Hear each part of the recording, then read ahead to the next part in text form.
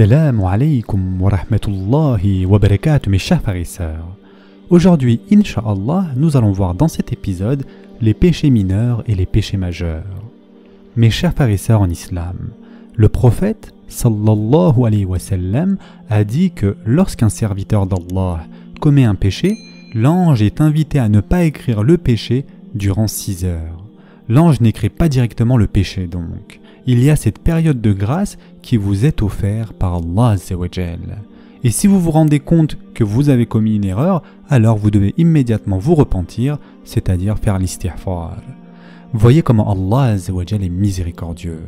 Si vous faites l'istighfar dans le délai de grâce, votre registre n'indiquera que la bonne action de l'istighfar et non la mauvaise action qui vous a conduit à faire l'istighfar, subhanallah. Où que vous soyez en ce moment, mes chers frères et sœurs en islam, entre une pensée passagère et une habitude destructrice, rattrapez-vous par une bonne action. C'est quelque chose de très important. Et surtout, n'oubliez pas qu'Allah Azza wa Jal décrit les hypocrites de cette façon dans le Coran. Les hypocrites cherchent à tromper Allah, mais Allah retourne leur tromperie contre eux-mêmes. Et lorsqu'ils se lèvent pour la salat, ils se lèvent avec paresse et par ostentation envers les gens. À peine invoque-t-il Allah. Surat An-Nisa, verset 142. Donc les hypocrites traînent des pieds, inventent toutes sortes d'excuses pour ne pas faire de bonnes actions. Cependant, lorsque vous êtes appelé pour faire quelque chose de bien, vous avez souvent tendance à dire « Inch'Allah ». Mais l'intention de ce « Inch'Allah » signifie la plupart du temps « on verra ». Car vous êtes toujours appelé par deux voies. Vous êtes appelé par Allah Azza wa Jal et vous êtes appelé par Shaitan. Et à quelle voie répondrez-vous de façon le plus enthousiaste?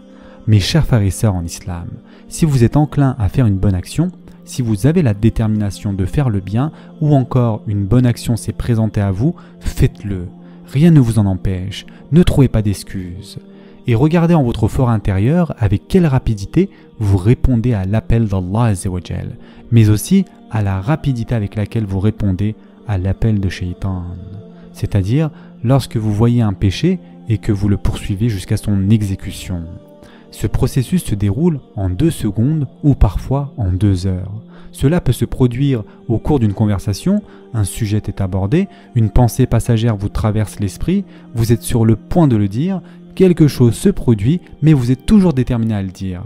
Et puis votre langue s'habitue à ce désordre, jusqu'à un certain point, et vous ne savez même plus comment contrôler cela.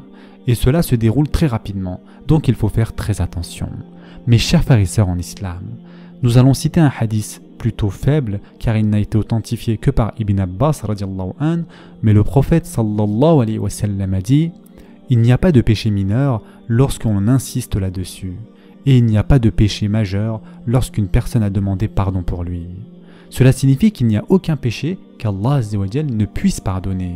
Il ne s'agit pas de la matière du péché, mais de l'attitude envers le péché. C'est-à-dire, y a-t-il plutôt une forme de rébellion avec ce péché? L'imam al-Ghazali a dit « Si vous prenez une pierre et que vous laissez tomber de petites gouttes d'eau au même endroit de cette pierre pendant une période assez longue, cela finira par la corroder. Alors que si vous prenez la même quantité d'eau en une seule fois et que vous la jetez dessus, cela ne l'affectera pas. » Donc, parfois, un péché mineur peut même être plus nocif qu'un péché majeur parce que cela est fait au quotidien. Et le prophète sallallahu alayhi wa sallam a donné cet exemple lorsqu'il a dit « Méfiez-vous de la minimisation des péchés. C'est comme un groupe de personnes qui sont dans le désert et qui allument un feu. Chacun d'eux commence à ajouter des petites branches à ce feu. Puis il continue d'en mettre et en mettre. En jetant simplement de petites branches sans y prêter attention, le feu devient si grand qu'il les consume tous. » De la même manière, le prophète sallallahu alayhi wa sallam a dit « Les bonnes actions les plus aimées d'Allah Azza wa Jal sont les petites qui sont constantes, ou les constantes même lorsqu'elles sont petites. » Et comment concilier cela? Plus le péché est grand aux yeux du serviteur, plus le péché est petit aux yeux d'Allah Azza wa Jal. Plus le péché est petit aux yeux du serviteur, plus le péché est grand aux yeux d'Allah Azza wa Jal. Allah subhanahu wa ta'ala vous regarde et voit la façon dont vous voyez vos péchés. C'est extrêmement important car c'est la façon ultime de déterminer si un péché est mineur ou majeur. Et Abdullah ibn Mas'ud radiallahu anhu a dit Le croyant voit ses péchés comme une grande montagne qui le domine et dont il a peur qu'elle soit sur le point de lui tomber dessus, alors qu'une personne mauvaise voit ses péchés comme une mouche qui se pose sur son nez, qui la chasse tout simplement. Anas ibn Malik radiallahu an a dit d'ailleurs aux tabi'in, les compagnons étaient meilleurs que vous. Vous commettez des péchés car à vos yeux, ils sont plus petits qu'une mèche de cheveux. Et nous, à l'époque du prophète sallallahu alayhi wa sallam, nous aurions considéré ces mêmes péchés comme faisant partie des péchés majeurs. Mais aussi, Anas ibn Malik radiallahu an s'adressa aux tabi'in en ces termes. Regardez, oui, certes, vous faites beaucoup plus de bonnes actions, mais la façon dont les compagnons voyaient la désobéissance à Allah azza wa jal représentait à quel point Allah azza wa jal était grand pour eux, et Allah était plus grand pour eux qu'il ne l'est pour vous.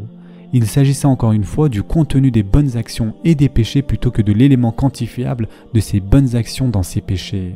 C'est pourquoi Allah azza wa jal dit « Celui qui a créé la mort et la vie afin de vous éprouver et de savoir qui de vous est le meilleur en œuvre.